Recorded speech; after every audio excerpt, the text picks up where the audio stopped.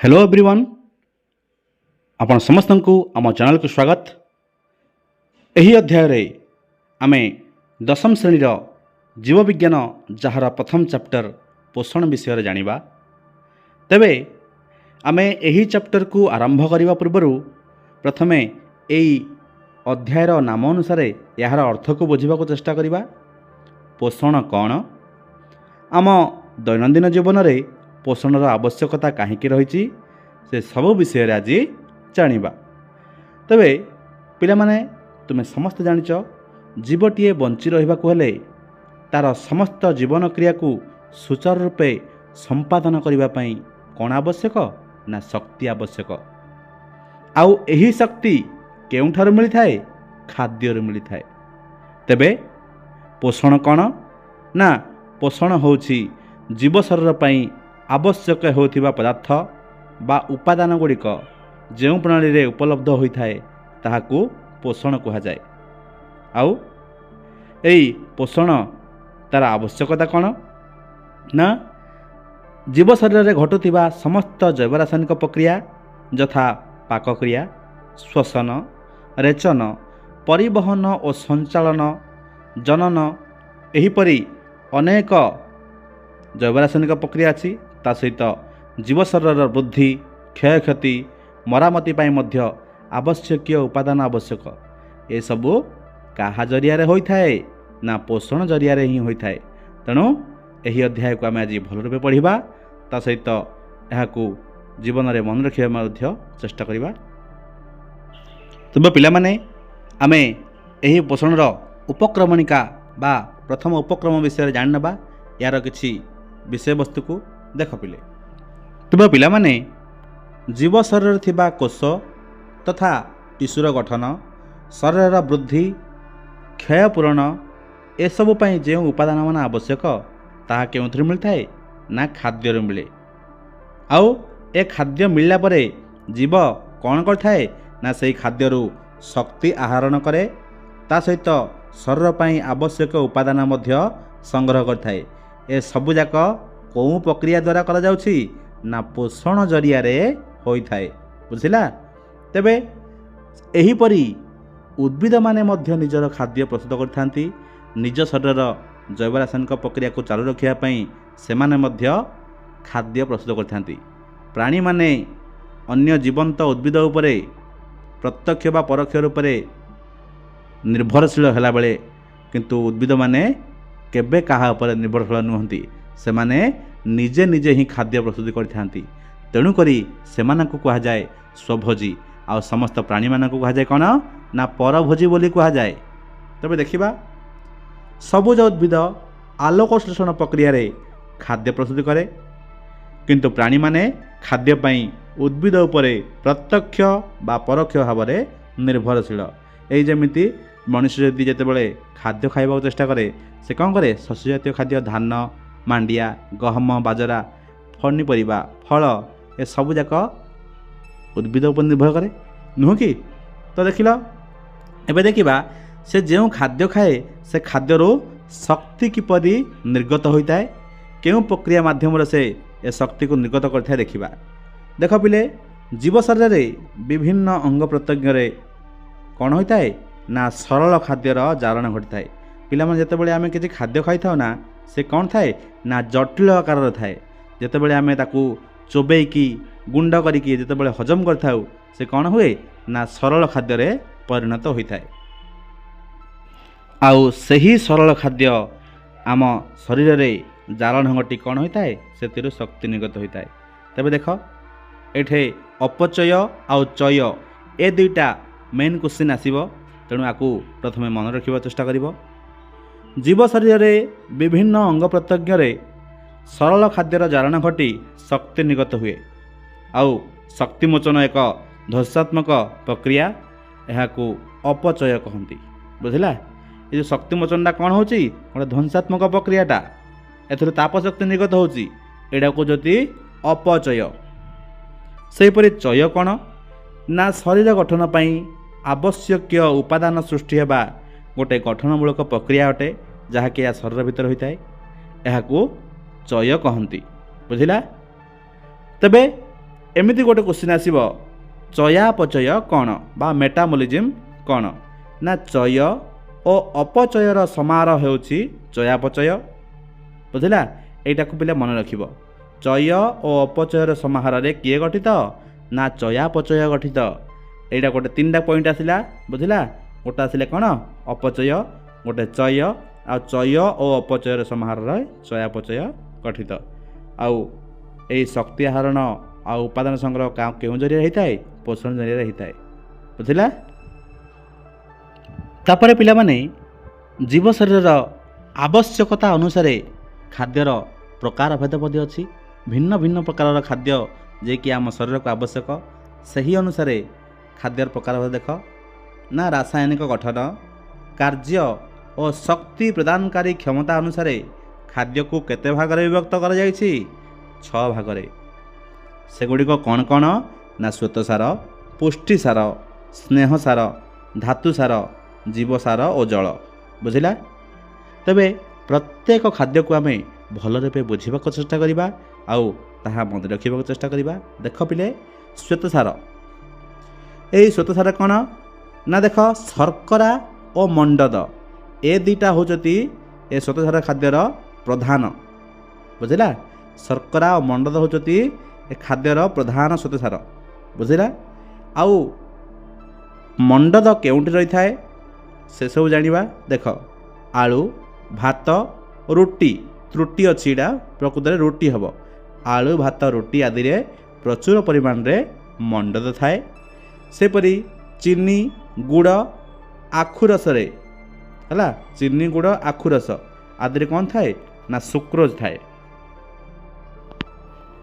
तो पिला माने बुझिला आलू भात रुटी आदि रे प्रचुर परिमाण कौन थाए ना मंडद थाए चीनी गुड़ आदि रे सुक्रोज थाए चीनी गुड़ आ आखुरस मध्य एथिरे कौन थाए ना सुक्रोज थाए आ सुक्रोज संकेत कौन C12H11O22 है सेपरी विभिन्न पनीपरिबा और फल रस कौन थाए ना ग्लूकोज थाए विभिन्न पनीपरिबा हो बा फल हो आ फल रस हो से कौन थाए ग्लूकोज थाए सेपरी ए ग्लूकोजरा तार संकेत कौन ना ग्लूकोज संकेत हूँ C6H12O6 आउ एथिरे 3टी मौलिक मिसी अच्छी ना कौन ना कार्बन उद्जान आउ अम्लजान मिसिकी अच्छी नुह कि जितेबाला ग्लूकोजरा आम शरीर भितर जारण घटे से कौन कौन बाहर थाए ना जल अंगारकाम्ल और शक्ति उत्पन्न होता है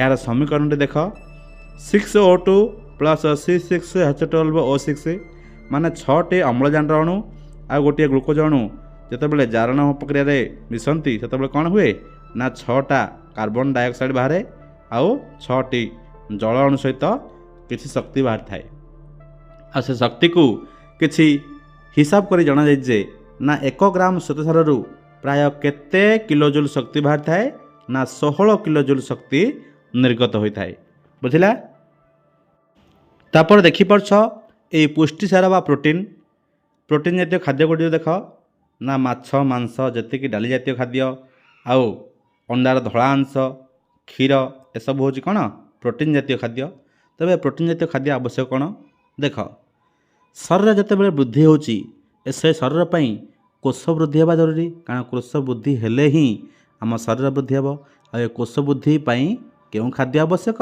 ना पुष्टिसार आवश्यक शरीर वृद्धि और नूतन कोष तथा तंतु गठन पर पुष्टिसार खाद्य आवश्यक है आ पुष्टिसारटा क्या द्वारा गठित ना एमिनो अम्ल बा एमिनो एसिड्र श्रृंखल द्वारा बा चेन द्वारा यही प्रोटीन गठित होता है ए प्रोटीन क्यों मिले माछ मांस अंडार धला अंश छेना क्षीर डाली आदि आम प्रोटीन बा पुष्टिसार पाऊ जितेबाला एगुड़िक आम शरीर भीतर को जाए एगुड़िक परिपाक बा हजम होला परे कौन हुए ये प्रोटीन गुड़िक पुणी थे एमिनो अम्ल परिणत होइकी आम शरीर विभिन्न कोष निकट में पहुँची थाए है आ एमिनो अम्ल जाक आमर क्यों आवश्यक ना आम शरीर को विभिन्न प्रकार एंजाइम तैयारी एसबू आवश्यक है तापरे अन्य एक खाद्य स्नेहसार विषय आलोचना करवा।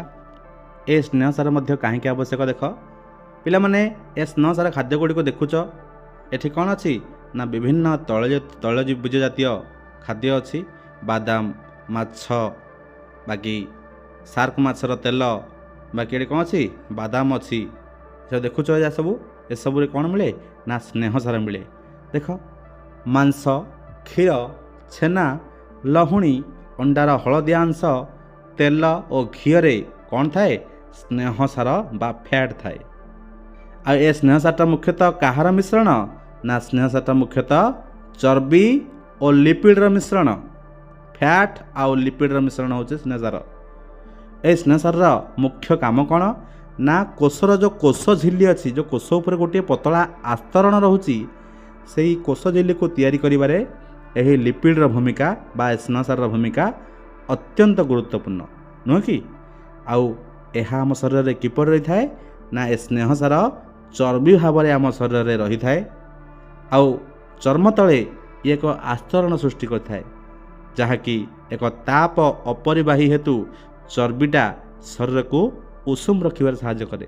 तेणु पिला माने जानिथिबो टिके मोटा लोक को कम ठंडा हुए हला पतला लोक को यथाशीघ्र ठंडा धरे आ ठंडा से माने अधिक आक्रांत हो जाती ठंडार थरी जाती कारण से चर्बी कम रही थाए नुह कि। देख पिले तो यही खाद्य गुड़ी को देख देखिकी मन रखा चेष्टा कर। तापर देख पिले धातु सार कहीं आम जीवन में आवश्यक। देख पिले शरीर गठन पाई आमको आयरन बा लौह आवश्यक हाड़ गठन पाई कैल्शियम और फस्फरस आवश्यक सेपरी आम शरीर में आयोडीन मात्रा समन्वित रहा आयोडीन सोडियम पोटासियम एभली धातव लवण मध्य आवश्यक नुह कि। ता सहित हाड़ और दांत गठन पाई कैल्शियम फस्फरस आवश्यक यहाँ कही। हिमोग्लोबिन तैयारी पाई लौह आवश्यक शरीर में आयन संतुलन पाई धातु सार मध्य आवश्यक होता है। तेणुक आम शरीर पाई धातु सार अत्यंत जरूरी है। धातु सार तुम क्यों पाइब ना कदली कमलारू पत्रकोबी एमती एप्पल ए समस्त लेंबू ए सबू आम कौन पाइबा ना धातु सार पाइबा है कि। तो एपरी भाव हेतु रख बुझला।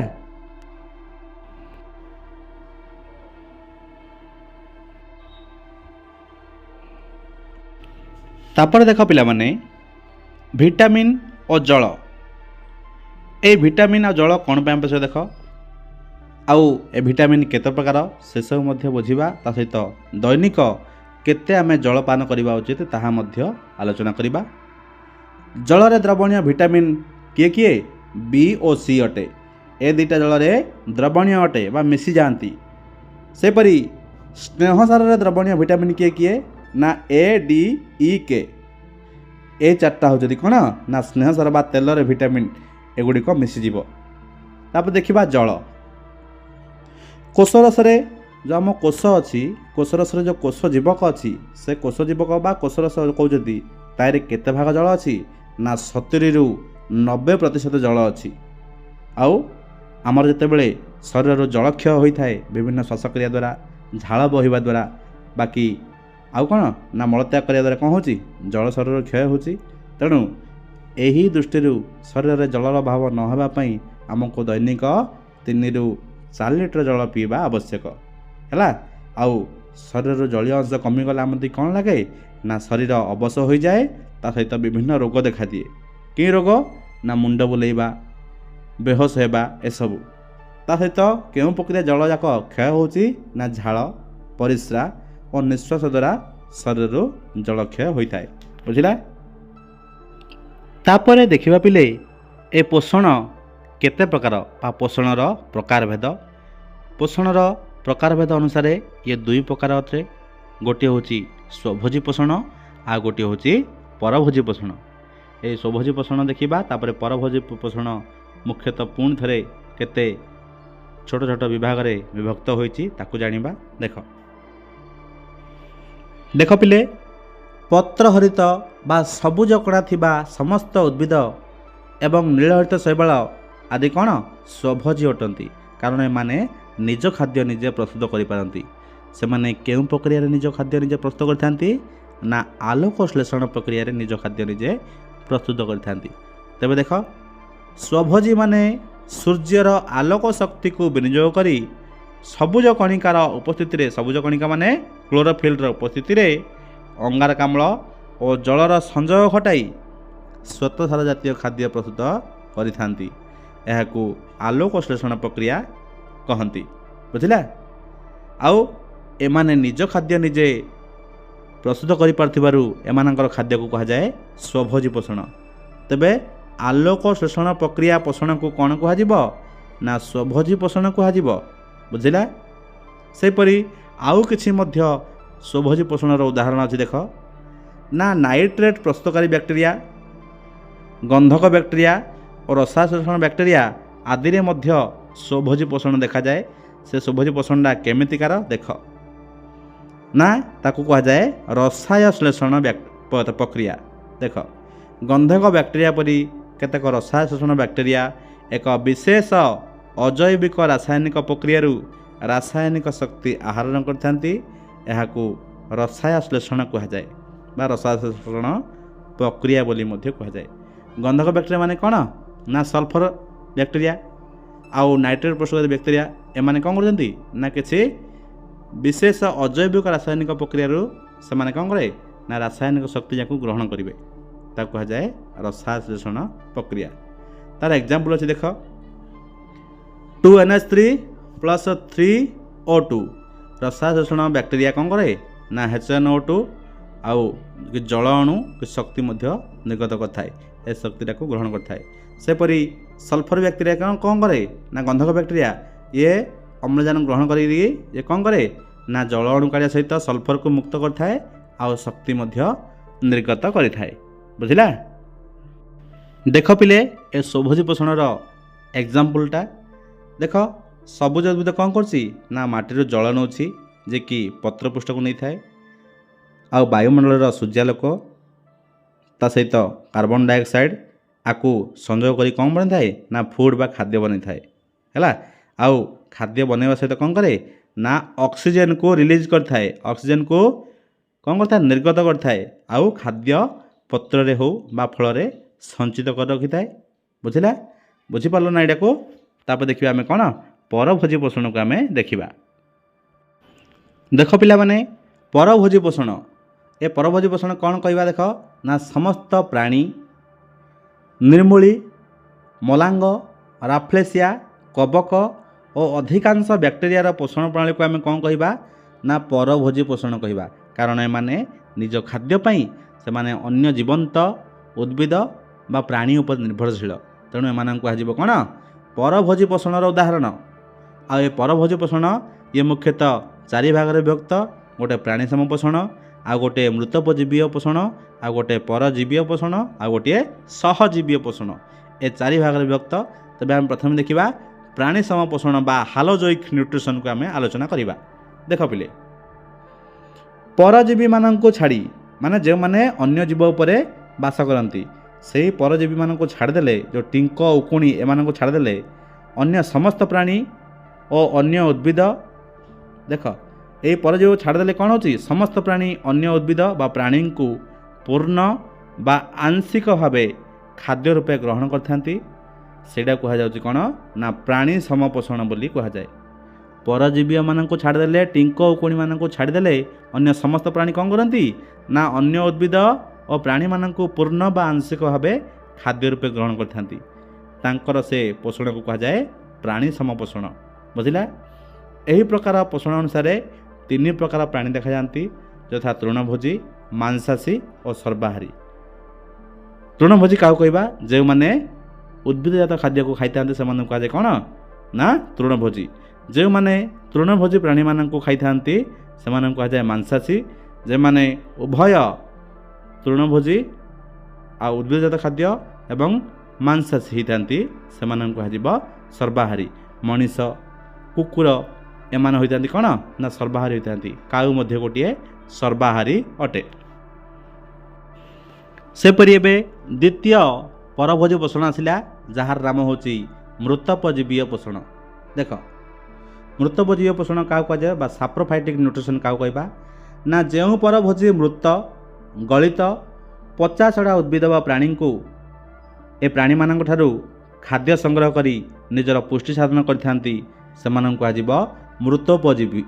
ବୁଝିଲା, ଯେଉଁମାନେ ମଲା ମଢ଼ ଗଳିତ ପଚାସଢ଼ା ଶବ ଉଦ୍ଭିଦ ବା ପ୍ରାଣୀ ଏମାନଙ୍କ ଉପରେ ନିର୍ଭର କରିକିରି ନିଜର ପୁଷ୍ଟି ସାଧନ କରିଥାନ୍ତି ବା ନିଜ ଖାଦ୍ୟ ଗ୍ରହଣ କରିଥାନ୍ତି ସେମାନଙ୍କୁ କୁହାଯାଏ ମୃତୋପଜୀବୀ।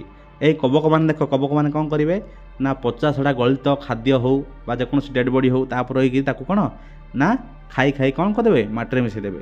ସେଗୁଡ଼ା କ'ଣ କରିବେ, କାହାକୁ କ'ଣ କୁହାଯିବ ନା ମୃତୋପଜୀବୀ ବୋଲି କୁହାଯିବ। ଏକ୍ଜାମ୍ପଲ୍ ଦେଖ, କବକ ଇଷ୍ଟ ଓ ବ୍ୟାକ୍ଟେରିଆ ଆଦିରେ ଏହି ମୃତୋପଜୀବୀ ପୋଷଣ ଦେଖାଯାଏ। ବୁଝିଲା, ତାପରେ ଦେଖିବା ପରଜୀବୀୟ ପୋଷଣ। ପରଜୀବୀ ମାନେ ଯେଉଁମାନେ ଅନ୍ୟ ଜୀବନ୍ତ ଉଦ୍ଭିଦ ବା ପ୍ରାଣୀ ଉପରେ ତାଙ୍କ ଉପରେ ରହିକି ତାଙ୍କୁ ଖାଇଥାନ୍ତି। ଦେଖ, ଯେଉଁ ଜୀବମାନେ ଜୀବନ୍ତ ଉଦ୍ଭିଦ ବା ପ୍ରାଣୀଙ୍କ ଶରୀର ଭିତରେ ବା ବାହାରେ ରହି ସେମାନଙ୍କ ଠାରୁ ଖାଦ୍ୟ ସଂଗ୍ରହ କରି ନିଜର ପୁଷ୍ଟି ସାଧନ କରନ୍ତି ସେମାନଙ୍କୁ ପରଜୀବୀ କୁହାଯାଏ। ହେଲା, ଆଉ ଏହି ପରଜୀବୀ ମାନେ କ'ଣ କରନ୍ତି, ଭୋଜଦାତା ମାନେ ଯିଏ ଭୋଜନ ଦିଏ ବା ଖାଇବାକୁ ଦିଏ ତା ଶରୀର ସେମାନଙ୍କୁ କୁହାଯାଏ ଭୋଜଦାତା।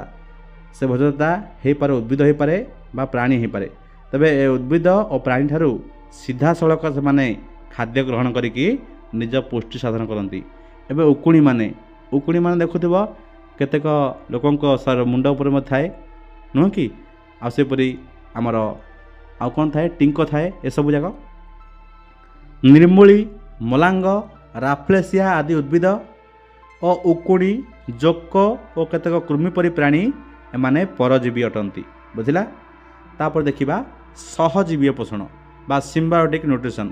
ସହଜୀବୀ ମାନେ ଜୀବ ସହିତ ରହିଥିବେ ଆଉ ପରସ୍ପର ଉଭୟଙ୍କର କ'ଣ କରିବେ ନା ପୁଷ୍ଟି ସାଧନ କରିବାରେ ସାହାଯ୍ୟ କରୁଥିବେ, କେହି କାହାକୁ ଅନିଷ୍ଟ କରୁନଥିବେ, ସେଗୁଡ଼ା କୁହାଯିବ ସହଜୀବୀ। ବେଳେବେଳେ ଦୁଇଟି ସମ୍ପୂର୍ଣ୍ଣ ଭିନ୍ନ ଜାତିର ପ୍ରାଣୀ ବା ଉଦ୍ଭିଦ, ପ୍ରାଣୀ ଓ ଅଣୁଜୀବ ଏବଂ ଉଦ୍ଭିଦ ଏବଂ ଅଣୁଜୀବ ଏମିତି ଏକାଠି ବସବାସ କରୁଥିବାର ଦେଖାଯାଏ। ବୁଝିଲା ନା, ଆଉ ଏହାକୁ କୁହାଯାଏ ସହଜୀବୀୟତା। ବୁଝିଲା, ଏମାନେ କେହି କାହାର ଅନିଷ୍ଟ କରନ୍ତି ନାହିଁ ଆଉ ସେମାନଙ୍କ ଭିତରେ ପୋଷଣର ଆଦାନ ପ୍ରଦାନ ମଧ୍ୟ କରିଥାନ୍ତି। ଏହିପରି ଏକ୍ଜାମ୍ପଲ୍ ଅଛି କ'ଣ ନା ମନୁଷ୍ୟର ଅନ୍ତନଳୀରେ ଥିବା ଇଶ୍ଚେରଚିଆ କୋଲାଇ ବା ଇ କୋଲାଇ, ଯାହାର ଏକ ଜ୍ୱଳନ୍ତ ଉଦାହରଣ ଅଟେ। ଦେଖ ପିଲେ, ନା ଇଏ ହେଉଛି ମୃତୋପଜୀବୀୟ ପୋଷଣର ଉଦାହରଣ। ପେନିସିଲିୟମ୍, ମଶରୁମ୍, ବ୍ୟାସିଲସ୍ ଏଗୁଡ଼ିକ କ'ଣ ନା ମୃତ ଗଳିତ ପଚାସଢ଼ା ଉପରେ ଏମାନେ ବଞ୍ଚିକି ଖାଦ୍ୟ ନିର୍ଭର କରିଥାନ୍ତି। ଏଗୁଡ଼ିକ କ'ଣ ନା ପରଜୀବୀୟ, ଲିଚି ମାନେ ଜୋକ, ଲାଇସ୍ ମାନେ ଉକୁଣି, ଏଟିକ୍ସ ମାନେ ଟିଙ୍କ ଆଉ କୁସ୍କୁଟା ମାନେ ନିର୍ମୂଳି। ଏଗୁଡ଼ିକ କ'ଣ ନା ପରଜୀବ ଉପରେ ଏମାନେ ଡିପେଣ୍ଡେଣ୍ଟ। ଆଉ ଏଇଟା ଦେଖ ସହଜୀବୀୟ ମାନେ ଦେଖ ଏଠି ଲାଇକେନ୍ ଯା ଅଛି ନା, ଦେଖ ତ ଗଛର ଗଣ୍ଡି ଉପରେ କ'ଣ ଅଛନ୍ତି ନା ଶିଆଳିଆ କବକ ମିଶି ଅଛନ୍ତି, ତେଣୁ ଏଇଟା କ'ଣ କୁହାଯିବ, ଏଇଟା ଲାଇକେନ୍ କୁହାଯିବ। ଲାଇକେନ୍ଟା କ'ଣ ନା ଇଏ ସହଜୀବୀୟ ପୋଷଣ ଦେଖାଇଥାଏ। ହେଲା, ତ ଏଥିରେ ବୁଝିପାରୁଛ। ତେବେ ଦେଖ ପିଲେ, ଖାଦ୍ୟାଭ୍ୟାସ ଅନୁସାରେ ପ୍ରାଣୀ କେତେ ପ୍ରକାର? ଆମେ 3 ପ୍ରକାର କହିଥିଲେ। ଖାଦ୍ୟାଭ୍ୟାସକୁ ଆଧାର କରି ମୁଖ୍ୟତଃ 3 ଜାତିର ପ୍ରାଣୀ ଅଛନ୍ତି। ତିଳି ହେଇଯାଇଛି, ଏଇଟା 3 ଜାତିର ପ୍ରାଣୀ, ଶାକାହାରୀ, ମାଂସାହାରୀ ଓ ସର୍ବାହାରୀ ଅଟନ୍ତି। ଉଦ୍ଭିଦ ବା ଉଦ୍ଭିଦଜାତ ପଦାର୍ଥକୁ ଭକ୍ଷଣ କରୁଥିବା ପ୍ରାଣୀକୁ ଆମେ କ'ଣ କହିବା, ଶାକାହାରୀ ବା ତୃଣଭୋଜୀ। ସେହିପରି ଏହାର ଏକ୍ଜାମ୍ପଲ୍ ହେଉଛି କିଏ ନା ଠେକୁଆ, କଙ୍ଗାରୁ, ହାତୀ, ଜିରାଫ୍, ଗାଈ, ହରିଣ ଏସବୁ। ମାଂସାହାରୀ କ'ଣ ନା ଅନ୍ୟ ପ୍ରାଣୀ ବା ପ୍ରାଣୀଜ ପଦାର୍ଥକୁ ଭକ୍ଷଣ କରୁଥିବା ପ୍ରାଣୀକୁ ଆମେ କହିବା ମାଂସାହାରୀ। ଏକ୍ଜାମ୍ପଲ୍ କ'ଣ ହେଉଛି, ବିଲୁଆ, ବାଘ, ଭାଲୁ, ସାର୍କ, ସିଂହ ଏସବୁ ହେଉଛନ୍ତି କ'ଣ କାର୍ନିଭରସ୍ ପ୍ରାଣୀ। ସର୍ବାହାରୀ କାହାକୁ କହିବା ନା ଉଭୟ ଏ ତୃଣଭୋଜୀ ଓ ମାଂସାହାରୀ ହୋଇଥିବେ। ଏମାନେ କ'ଣ ନା ଫଳ, ପନିପରିବା, ଉଦ୍ଭିଦଜାତ ଖାଦ୍ୟ ଖାଉଥିବେ, ତା ସହିତ ମାଂସ ମଧ୍ୟ ଖାଉଥିବେ, ଏଗୁଡ଼ା କୁହାଯିବ ସର୍ବାହାରୀ। କୁକୁର, କୁକୁଡ଼ା, ବିଲେଇ, ବାଦୁଡ଼ି, ଭାଲୁ ଏବଂ ମୂଷା ଏସବୁ କ'ଣ ଅଛନ୍ତି ନା ଏମାନେ ସର୍ବାହାରୀ ଅଟନ୍ତି।